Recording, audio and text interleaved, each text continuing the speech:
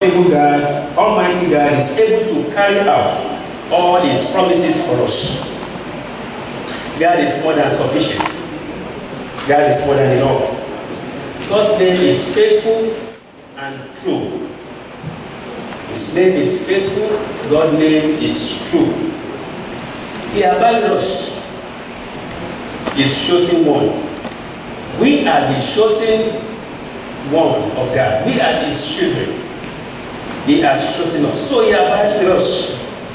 And His being with us, His abiding presence is divine. It's a divine presence. We may not see it, but I want to tell you it's sure, it's true. God is telling you, I am with you. Amen. That's what God is saying. I have chosen you. You are mine. I am with you. This is not something that you have to pray for. If you are a Christian, you have given your life to Jesus Christ, you have chosen Jesus as your Lord and Savior, you have accepted the offer He gave for the cross of Calvary, you are God's. Amen. Amen. The Bible says He came unto His own received it not, for as many that have received Him, to them He has given power to become sons of God, and of course, daughters of God. So, God's grace is always there for His children. So no matter what we are passing through, God has sufficient grace for us. No matter what we are facing, no matter the challenge that we have on our way, His abiding presence guarantees us sufficient grace and mercy. 2 Corinthians chapter 12 from verse 7. Unless I should be exalted above measure by the abundance of the revelations, a thorn in the flesh was given to me, a messenger of Satan, to buffet me. Lest I be exalted above measure, to punish me, to checkmate me. Verse 8. Concerning this thing, I pleaded with the Lord 3 times that it might depart from me. Verse 9 of that 2 Corinthians chapter 12. And He said to me, my grace is sufficient for you. So God always has enough grace for His children. God giving you what you don't deserve. His presence. God protecting you. Providing for you. So His grace is there for you always, for anything, for whatever you are facing in life as His children. He said, for my strength is made perfect in weakness. Therefore, most gladly I will rather boast in my infirmities, that the power of Christ may rest upon me. The power of God rests upon His children. Can you understand that? It's abiding presence. God is with you. It's not a joke. It's a reality. Verse 10. Therefore, I take pleasure in infirmities. Take pleasure in whatever you are passing through. Enjoy every moment, because you are not alone.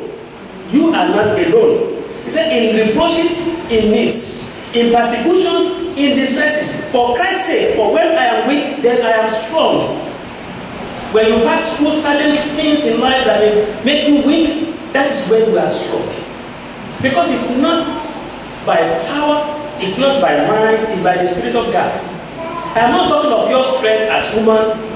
Your strength as human, the nation, can be weak, can be powerless, but His abiding presence is divine. So it has supernatural strength from God. Now, it is possible you have made mistakes in life. You can say, maybe I don't understand this. Maybe I want to give up because of these mistakes, because I don't know if these mistakes will not permit God to be with me. It's not true. What God is telling you is forget about that mistakes. Forget about that past. Life goes on. I am with you. I will take you beyond your expectation. What God is telling you is this: forget about the past. All that has happened in the past, even if you cannot realize the fact that I am with you, and you have committed blunders, it's okay. And so what? I am with you. I will see you through. Don't you walk through the valley of the shadow of death? Don't fear anything. Your past will not make me not to continue to be with you. Just keep moving. I will see you through. Forget what is behind you. Check with me Isaiah 43. Isaiah 43. Even your past cannot stop God's presence in your life. Amen? Amen. As long as you leave them to Jesus, cannot stop His presence. Abiding presence of God is guaranteed for you. Devil can accuse you. Enemy can say yours is finished. But I want to say something. He said, I will be with you even till the end. Is God of eternity past. Is God of eternity present. And is God of eternity future. It covers everything. Amen. Amen. Wow, we serve a great God. Isaiah 43 from verse 18. Isaiah 43 says, now consider the things of old. Behold, I will do a new thing. Amen. So if you are saying, oh God, you know, I don't think you are going to be with me. You can see A, B, C, Y, Z that I've done, and so what? You think you are the worst sinner on earth? And so mistakes are made for people to make. Amen. Amen. So, and when you make those mistakes, they are to give you some experiences in life. They are to train you. Mistakes, don't you think they are meant for the faculty of training, faculty of college? And look at what this place is saying, verse 19. Behold, I will do a new thing. Now it shall spring forth. Shall you not know? I will even make a road in the wilderness and rivers in the desert. Despite what you have done in the past, I have forgiven you. Jesus was nailed on the cross for your past. He was crucified for your present, and He is there to take care of your future. Deferred compensation. He has paid it all. Amen? Amen. He's a good God. Hallelujah. Said the beasts of the field will honor me, the jackals and the ostriches, because I give waters in the wilderness and rivers in the desert to give drink to my people, my chosen. These people I have formed for myself, they shall declare my praise. Listen, the promises and the covenant of God for the Israelites were given to them. These promises, this covenant were given to them because of the relationship God had with Abraham, his friend. Abraham was a friend of God. And so the covenant God had with Abraham was without any condition. It was a condition, because it was a covenant without any specific condition. And so the Israelites are enjoying this covenant. No matter what, they are enjoying this covenant. They are under this covenant because God had this covenant with Abraham. And look at it today. We are the spiritual Israelites. The covenant God had with Jesus Christ, as long as you have accepted Christ in your life, you are under that cover. Amen. Amen. You are under that cover. And that's what we are talking about now. It is not you per se, but Jesus Christ. So the righteousness we are carrying now, the presence of God that you have rights to enjoy, was given to you, was paid for by Jesus Christ. He shed His blood for that. Do you get what I'm talking about now? So if you are trying to evaluate yourself and you are saying, God, I'm standing before you, I don't think I deserve your presence. I don't think I deserve your protection. I don't think I deserve your blessings. Yes, you don't deserve it. You don't as a man, but you are chosen generation. You deserve it based on Jesus Christ. And that's why we call it grace. Grace is God giving you what you don't deserve. You can say, God, you know what I deserve is to die because I have been so unfaithful, because I have done this, I've done A, B, C, Z. Yes. Mercy is God not giving you what you deserve. So because of His grace, you have right to enjoy the presence of God. Do you understand me now? You have right to enjoy His abiding presence that is divine. It's not because of the color of your skin. It's not because of your tribe or your citizenship or because of your gender or your status in life, or that's because you are adult, or you, as long as you understand the fact that you can give your life to Jesus Christ. When you get to that level of understanding that, you are no longer a child. Then if you can understand that, well, this is what it means to give one's life to Christ, then it means you know what we are doing. And then if you are under that understanding and you deliver and you give your life to Jesus Christ, you accepted Jesus as Lord and Savior, you say, Lord, this is for me. You accept that offer. Then you are a chosen child of God. So you have right to enjoy His abiding presence of God. Amen. Amen. You have that right. And all that you have done in the past has been forgiven. God has forgiven it. God has forgotten it. So devil cannot hold that on you. He cannot hold that. He cannot say because of that you are not going to enjoy His abiding presence. Maybe you never realize that. God is saying, realize it now. Release that thought in you that is trying to say you are not qualified. You have right to enjoy His abiding presence. So I will advise you today, right from now, forget what has happened in the past. Even if you have been unfaithful with God, don't focus on your past. Begin to focus on your future. Begin to enjoy His abiding presence from now onward. Look at what Paul said to the Philippians. Philippians chapter 3 from verse 13 to 14. Philippians chapter 3 from verse...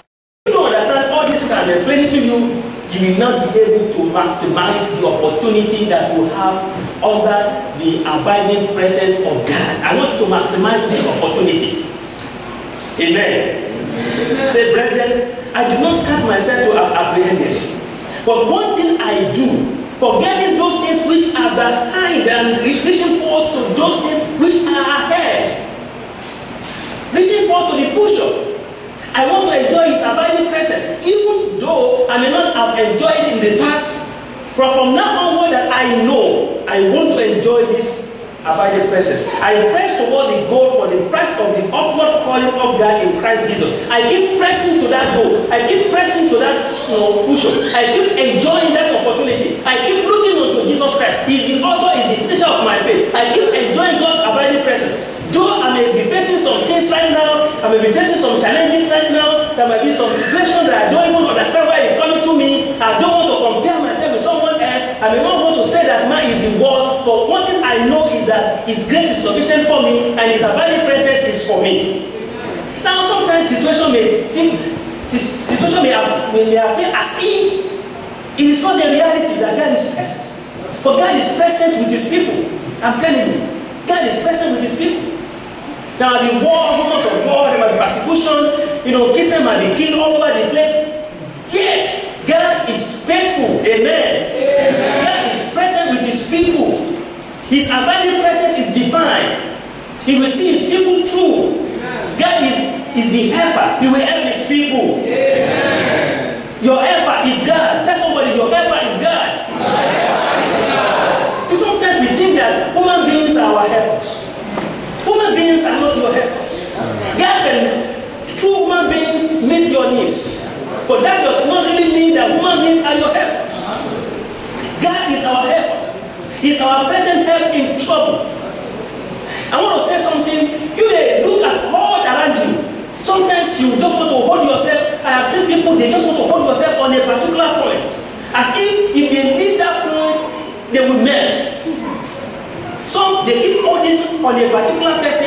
This person doesn't want them. But they keep holding. It's just as if it is the lifeline. God is your lifeline. Sometimes you need to release some situations. Sometimes you need to release some opportunities that you think is opportunity, which is not actual opportunity, until you release that before another one will come. You know, some people are supposed to be employer, but they are still employee. Why? They're employees because of the fact that they think that is the lifeline. That if I leave this office, the whole world will collapse. If I leave this employer, opportunity will go. That is not true. Because God is your helper. Amen. He's the one. See, when God is with you, you can break through any barrier. Do you know that greater is a small beginning, God is in it? Sometimes people, they will start little. And they will think that God is not there. And they will lose hope. And they will stay there. And they will be struggling. They will be struggling. But whereas, if they had looked unto God, if they are dependent on God as their helper, the Lord will show them the way. He will make a way in the wilderness. He will provide oasis even in the desert. See, what we need is to say, His God is in this.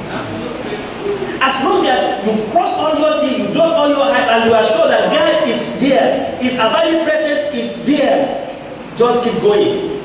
You could be tough, just keep moving. It could be difficult, just keep moving. There is always reason for anything happening to man. When God's abiding presence is in us, God can change any situation to good. Even situation people think may be bad situation, God can turn things around and turn it to good. His abiding presence is our helper. Look at Hebrews chapter 13. Hebrews 13 from verse 5 to 8. Be content with such things as you have. Be content. See, when abiding presence of God is in your finance, you will enjoy it. Amen. The finance may be small, may not be so big, but when His abiding presence is there, then the key which is contentment will set in. Look at the continuous, the remaining of that verse 5. It says, for he himself has said, I will never leave you nor forsake you. I will never leave you nor forsake you. I will abide with you. In any situation you find yourself, I will be there. So we may boldly say that Lord is my helper. Because He said, I will never leave you nor forsake you, then we can boldly, with assurance. Hey, hallelujah. Amen. You know, Christians, sometimes we don't know what we have. You know, sometimes when we tend to look at situations, not looking at the power of God. We tend to look at the gravity of the situation. How big the situation is, and we try to compare that situation with God, and we don't see how big our God is, but we see how big is that problem. Is there any mountain you cannot climb with God with you? And that's what this place is saying. We can boldly say, if truly we can claim the fact that I will never leave you nor forsake you, then we should boldly say that the Lord is our helper. Amen. And He said, I will not fear. If we enjoy abiding presence of God, if God is our helper, then there should be no fear. We should not fear. The opposite of fear is faith. If you don't fear, then you have what? Faith. The substance of this hope for the evidence of this no sin. You cannot take what I'm saying about the abiding presence of God if you don't have faith. As a matter of fact, you cannot enjoy God without faith. Because without faith, it is impossible to please God. We live our life every day by faith. It's all by faith. Listen to me, the reality is you are all sitting down here by faith. Amen? Amen. You are sitting down here by faith. The wind, the air is blowing, there is air condition. Right? First air. The air is blowing, air is taken out. You never know if somebody has put something in this air blowing, that can make everybody sleep off. You never know. But by faith you come inside, you trust, say, oh, this is church, nothing is going to happen to us. It's by faith. The air blowing, we call the electrician, he installed the fan, we trust him, we paid him. We never know, maybe he didn't hook the fan very well. It's by faith we are sitting under the fan is blowing. It's by what? Faith. It's by faith. Now, if you go to the opposite of this, we say, Sister John, don't sit directly under the fan. Sit in the middle. You don't know. That is opposite of faith, fear. You don't know this man may, oh, God forbid, if this man should drop. So, if you sit, not directly under, you can find a way to run away. So it's by faith. See, every day we live by faith. You are on the street by faith. You bought a plane, it's by faith. You never know if the pilot is a lunatic. Amen? A drunkard. You never know. Are you going to be doing, alcohol tests for every pilot as you sit there in the plane and say, excuse me, I want to be really sure the pilot is not drunk? Did you carry out any alcohol test? It's all by faith. And that's why the Bible says, without faith, it is impossible to please God. But I will not say this. Without faith, it is impossible to live in this life. In one way or the other, however small it is, there is faith. So we can boldly say that God is our helper. Amen. If we have faith in Him, then we will not fear anything. What can man do to us? If the the abiding presence of God is with us, we will live our life to full age because He has promised us. If He has promised, He will never leave us nor forsake us. He will carry out His promises because He is faithful and God is true. That is why we are Christians. Do you understand now? That is why we are Christians. It is by faith, because we believe God. It is by faith that you will give me food, I will give your food. It's by faith. I don't know what lives in you. Hallelujah. There was a story of one man. Gradually, he was being poisoned with cyanide, little by little, not too much of cyanide, just a little bit. So he was dying gradually. Not too much of high dosage. Amen? Amen. It is by faith. It is by faith that you marry that man. It is by faith you marry that woman. It is by faith. It is by faith you sleep. You sleep like that. You trust that your partner will not kill you before you wake up. Hallelujah. Because you don't know what it is in your partner. My Bible tells me the heart of man is desperately wicked. Who can know it? Only God. I heard a story of one man who put insurance on his wife. The wife did not know. Put insurance of hundreds of dollars, hundreds of thousands of dollars on his wife, and the wife did not know. At the end of the day, the woman died. The man got insurance. He married another woman. Allow many years to pass. Enjoy the money. Put insurance on that one also. Hello? Read the news. This by faith. Put insurance on that.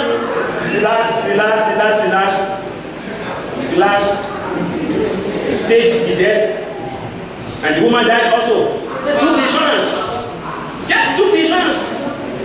You know the insurance people, sometimes they think they are smart. But some people can outsmart them. As long as there's death certificate, they will pay the money. The man got the money. Relax. So that people will not think. After a while, man another man. Put the insurance on that. It was on the third woman they got him. On the third woman they got him. It's by faith. Devil can use anyone, even good people. The Lord will not, devil will not use your partner in Jesus' name. You will not turn to a sacrificial lamb in Jesus' name. You will not turn to tools to make money in Jesus' name. It's by faith. Hello? But abiding presence of God, we see it through. See, that was what Paul was saying, that stone was in his flesh. He kept telling God, that in that stone, I will take care of you. Listen to me very carefully. If God is abiding with you, you can marry a witch and you live to the full age of your life. And that witch will not kill you. Now, haven't you had, don't get me good. See, I don't want to divert this message, but I have had people that used to kidnap people for money. There have been people that will kidnap. And because they don't want to die, they want to try the destiny of that person before they do the ritual. And they will say, they say this one we can kill. They will tell, go and bring another one. Have you read this? They say, this one you brought, we can't kill this one. Go and do what? Bring another one. This one we can't kill. We can't even, we have to let this one go. If you let this one go, everybody here in my camp, well, we can't kill this one. We have to let, turn him on a match. So that when he gets out, he can't tell people where, who can't tell me, because he can't expose me. But see, the heart of man is so wicked. I can't continue to tell you stories upon story.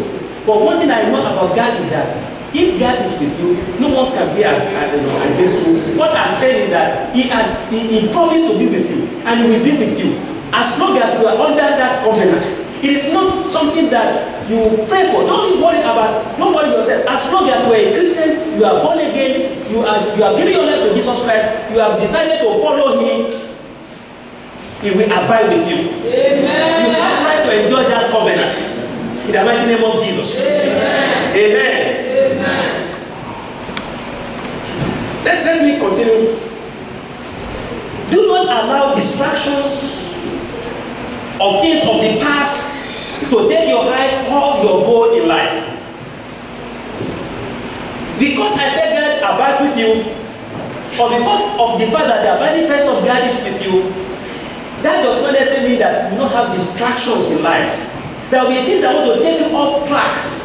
But you have to settle in your heart that come what may, I will enjoy this life, I will enjoy His abiding presence, and I will go on. Whatever life is giving me, I will make use of it. If life is giving me lemon, I'm going to make lemonade from that lemon.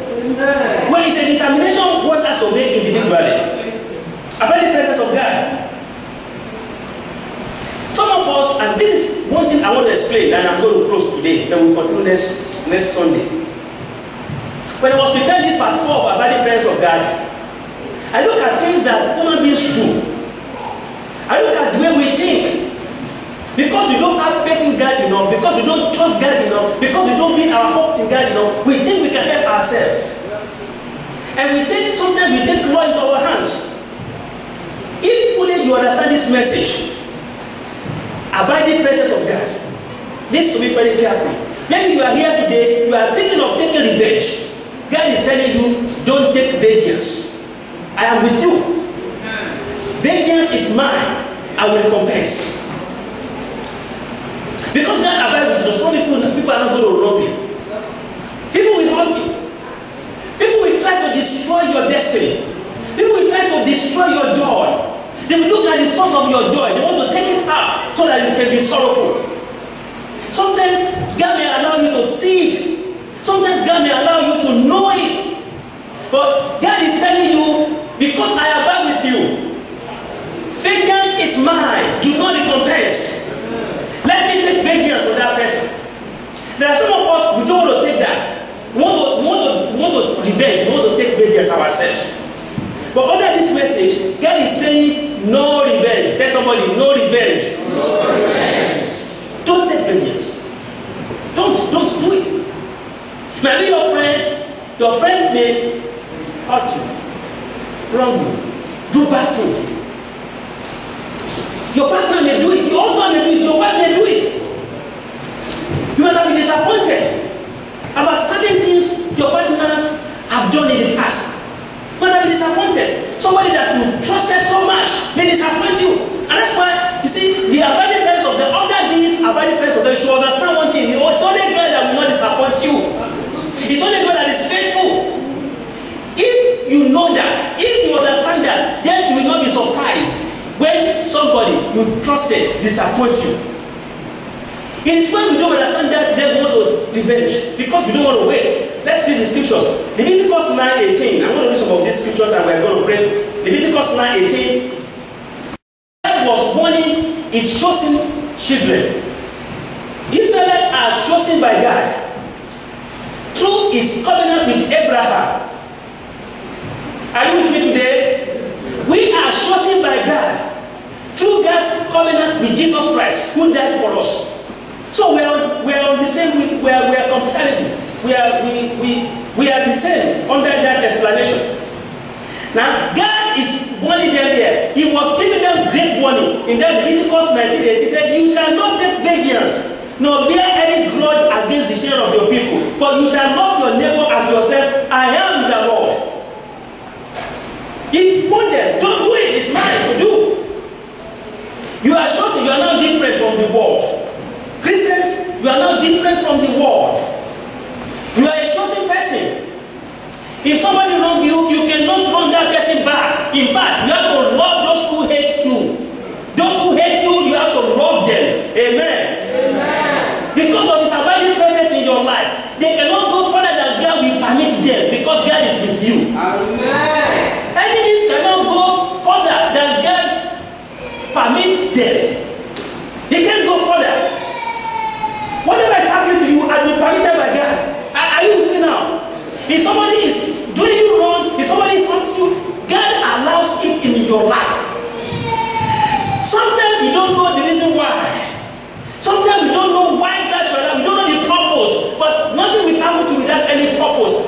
a God of purpose, He's a God of intention, great intention, and God is a God of process. So when God allows that purpose to happen to you, that somebody wrong you, allow Him also to take vengeance. See, so God does that most times with the Israelites. When they mess up, we just take a small nation, one small powerless nation, to punish them. After those nations will have punished them very well, then God will go after that nation. You are an instrument that used you to punish my people, but I will go after you because they are chosen. You said we can understand all about God.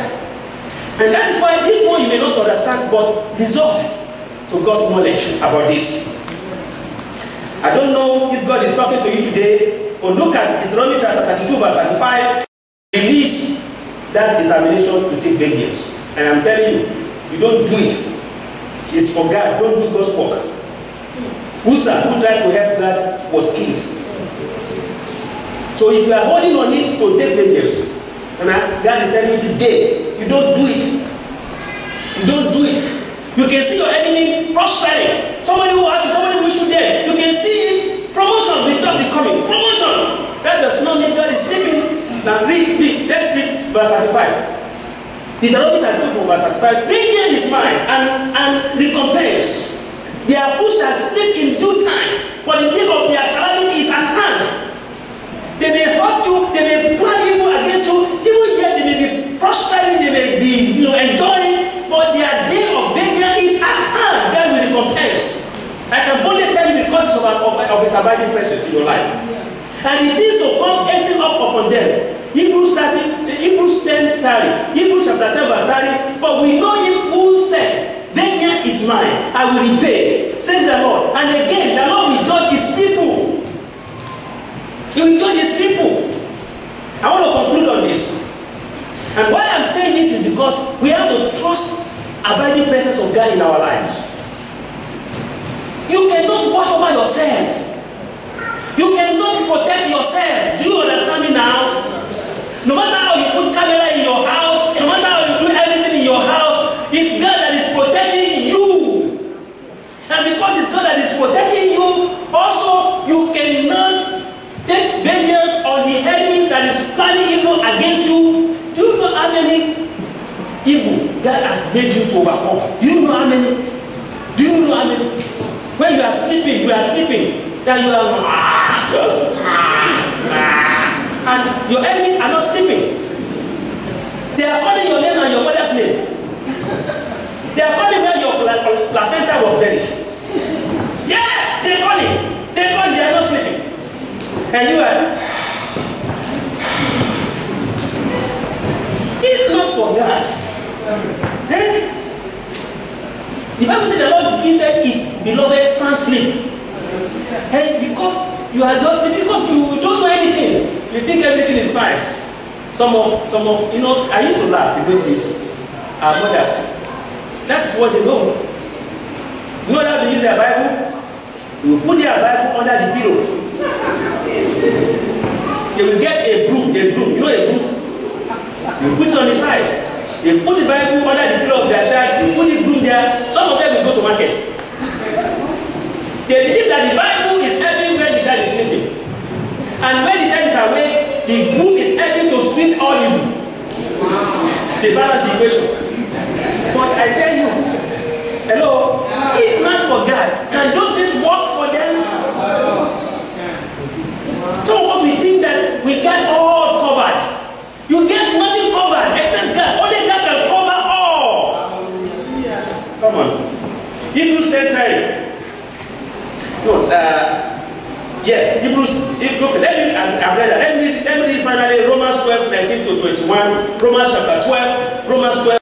Read this and we are praying, so we'll continue next time. Romans chapter 12 verse 19. Beloved, do not avenge yourselves, but rather give place to wrath. For it is written, give place to wrath. They call it right here. For it is written, vengeance is mine, I will repay, says the Lord. Therefore, if your enemy is hungry, feed him. If he is thirsty, give him a drink. For in so doing, you will heap coals of fire on his head. Do not be overcome by evil, but overcome evil with good. Overcome evil with good. You know, there was a time in the life of Jeremiah, he was so punished. Jeremiah was so punished. I mean, if you read, I think it's in Jeremiah 20 from verse 13, he began to complain. He was complaining to God. He was complaining to God about his enemy, how much God will allow him to pass through all these sufferings. Sometimes we can have the same thing we allow. Why do you even allow enemies to pass me, to do this to me, and then you are saying you're going to take 8 years? Why can't you stop it in the first place? We can pray to God. But one thing we know is that God have you covered. Amen. Amen. God have you covered. And when Jeremiah was saying this, and he was talking, he was complaining, in that Jeremiah chapter 20, from verse 7, he was complaining. He said, "You deceive me, God." Before somebody can tell God that God deceived him. Hello? You know that that's a very bad stage. He said, "You deceived me, Lord, and I was deceived. You overpowered me and prevailed." This is a minister talking to God, a prophet talking to God like this. "I'm ridiculed all day long. Everyone mocks me. Whenever I speak, I cry out, proclaiming violence and destruction. So the word of the Lord has brought me insult and reproach all day long." What I'm saying now, maybe you may say, "Oh, Pastor, this thing you are saying, nobody can be patient enough to wait. You think I'm going to wait for enemy to kill me? I have to help myself. I have to do something. I have to stop enemy." But sometimes you even try and we fail. Enemy will outsmart you. But only the enemy cannot outsmart God. So he began to complain. He was complaining. And in verse 9 he said, "But I say I will not mention his word or speak anymore in his name.